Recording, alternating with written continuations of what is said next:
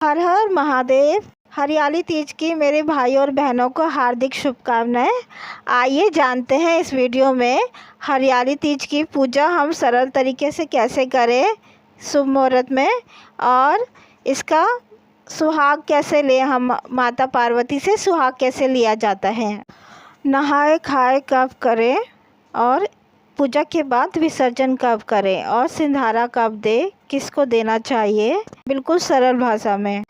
चलिए शुरू करते। लेके महादेव का नाम। हर हर महादेव। हरियाली तीज है तो इसमें हरे रंग का विशेष महत्व रहता है, तो मैंने आसन बिछा लिया है हरे रंग का। आप भी हरे पीले रंग का आसन बिछा लीजिए। चावल का आसन देके, आपके पास शिव परिवार की मूर्ति है तो आप उनको विराजमान कर लीजिए। और इस पूजा में विशेष महत्व रहता है पार्थिव शिवलिंग का, तो आप पार्थिव शिवलिंग बना लीजिए। माता गौरा बना लीजिए और गणेश जी बना लीजिए। आपको अच्छी शेप देने आती है तो अच्छे से बना लीजिए।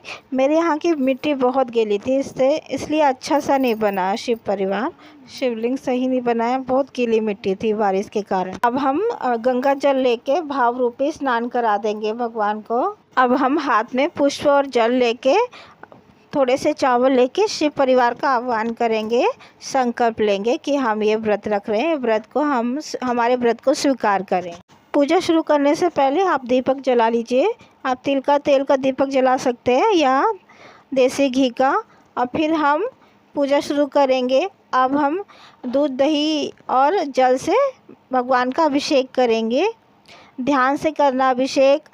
मूर्ति खंडित नहीं होनी चाहिए, बहुत धीरे धीरे से हम जल चढ़ाएंगे। दूध दही जो भी हम चढ़ाना है धीरे धीरे से चढ़ाएंगे, बिल्कुल हल्के हाथों से। पहला सवाल आता है, हम पूजा किस टाइम करें? आप सुबह या शाम कभी भी पूजा कर सकते हैं। पूजा हम प्रदोष काल में करते हैं तो अच्छा फल मिलता है, तो आप ये शाम के टाइम जब भी प्रदोष काल लगता है उस टाइम पूजा करें। और अब हम चंदन से तिलक लगा देंगे शिव परिवार को। और पूजा हम पूरे 16 श्रृंगार करके करेंगे। हाथों में मेहंदी, हरी चूड़ियाँ, साड़ी सूट जो भी आप पहनते हैं, तो पूरे 16 श्रृंगार करके ये पूजा करें। माता पार्वती को हम सिंदूर से भी तिलक करेंगे, रोली से, सिंदूर से। अब जो शिव जी पे चढ़ता है हम शिव जी पे चढ़ा देंगे। शिव जी को काले तिल पसंद है, काले तिल चढ़ा देंगे सब पूरे शिव परिवार को, और दिए में भी तिल चटका देंगे। कहते हैं जितने तिल चटकते हैं पूजा के टाइम उतने ही हमारे कष्ट कटते हैं। और हम अब फूल चढ़ा देंगे। जितने भी आपके कोई से भी फूल हो आप फूल चढ़ा दीजिए। इस मौसम में तो अच्छे से फूल मिल जाते हैं, आप फूल चढ़ा दीजिए।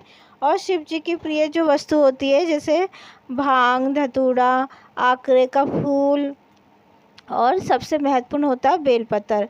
बेलपत्र जरूर चढ़ाएं, क्योंकि कहा जाता है बेलपत्र के बिना शिव जी की पूजा अधूरी होती है। आप भले ही एक ही चढ़ाएं या मात्रा गिने नहीं, कितने भी हो सके उतने आप चढ़ा दीजिए, तो बहुत अच्छा होता है, इसका अच्छा फल मिलता है सावन में।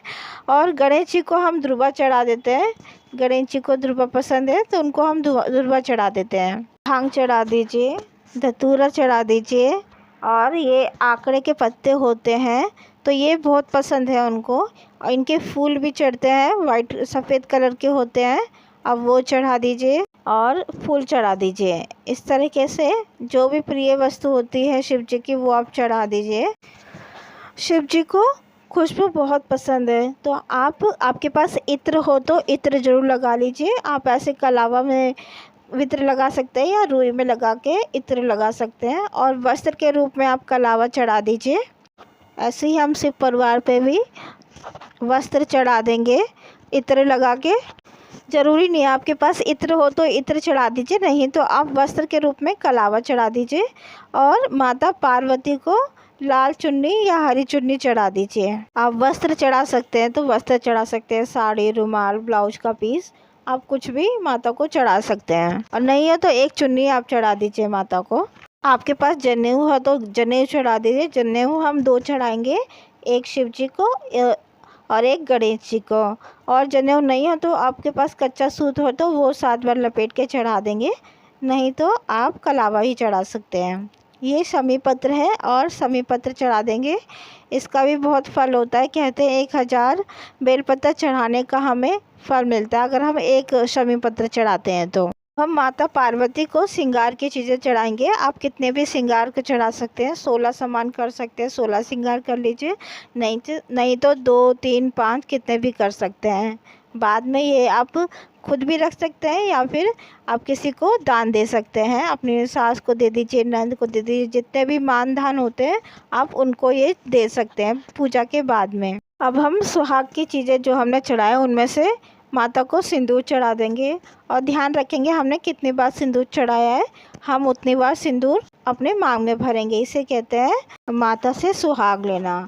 कहा जाता है इस दिन माता पार्वती सुहाग बांटती है। अब हम भोग चढ़ाएंगे। भोग में आप कुछ भी चढ़ा सकते हैं। कई लोगों के यहाँ आज के दिन सेवई चढ़ाई जाती है, कई के यहाँ चने और किसी के यहाँ तो घेवर चढ़ाया जाता है और मिठाई चढ़ाई जाती है। आपके यहाँ जो चढ़ता है आप वो चढ़ा दीजिए। अब हम हाथ में तिल और फूल लेके हरतालिका तीज की कथा सुनेंगे। कथा मैं यहाँ पर नहीं सुनाऊंगी, नहीं तो वीडियो बहुत लंबा हो जाएगा। कथा मैं अलग से डाल दूंगी, आप जाके सुन लेना। और हम अब रखेंगे दक्षिणा। दक्षिणा आप ज़रूर रखें, पूजा में हुई कमी के लिए हम दक्षिणा रखते हैं। अब हम माता पार्वती से सुहाग लेंगे। आप अपने चुन्नी से, दुपट्टे से, साड़ी का पल्लू से, तो जितनी बार हमने सुहाग चढ़ाया है उतनी बार हम माता पार्वती से सुहाग लेंगे। अब हम दीप धूप से आरती करेंगे। सबसे पहले हम गणेश जी की आरती करेंगे, फिर हम शिव परिवार की आरती करेंगे। आरती के बाद हम अब जल लेके 3 बार आचमन कर देंगे। आचमन के बाद हम अब क्षमा याचना करेंगे। पूजा में कोई भूल चूक हो तो हमें माफ़ करें, हम नादान हैं, इस तरीके से हम माफ़ी मांग लेंगे। और फिर इस तरीके से हमारी हरतालिका तीज की पूजा विधि संपूर्ण होती है। पूजा के बाद आप इन्हें जो ये प्रसाद चढ़ाया आप घर में सबको बांट सकते हैं। और जो ये सुहाग की सामग्री है आप किसी मान धान को दान दे सकते हैं, अपनी सास को, अपनी नंद को, देवरानी जेठानी को, या फिर कोई ना हो तो आप मंदिर में पंडिताइन को दान दे सकते हैं दक्षिणा के साथ। और ये व्रत पड़ रहा है आपका हरतालिका तीज का 27 जुलाई को।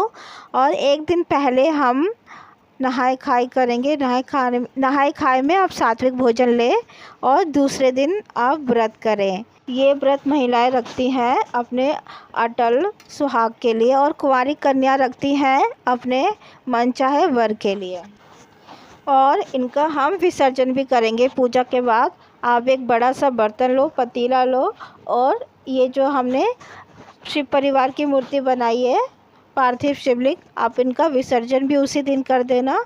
सारे फूल पत्तियाँ पानी में डाल दीजिएगा, मट्टी फिर घुल जाएगी, फिर वो आप जल किसी भी पौधे में डाल सकते हैं, सिर्फ तुलसी जी को छोड़कर किसी भी पेड़ पौधे में डाल दीजिएगा।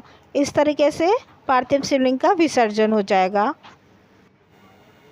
तो ये थी दोस्तों हरतालिका तीज की सरल और संपूर्ण जानकारी।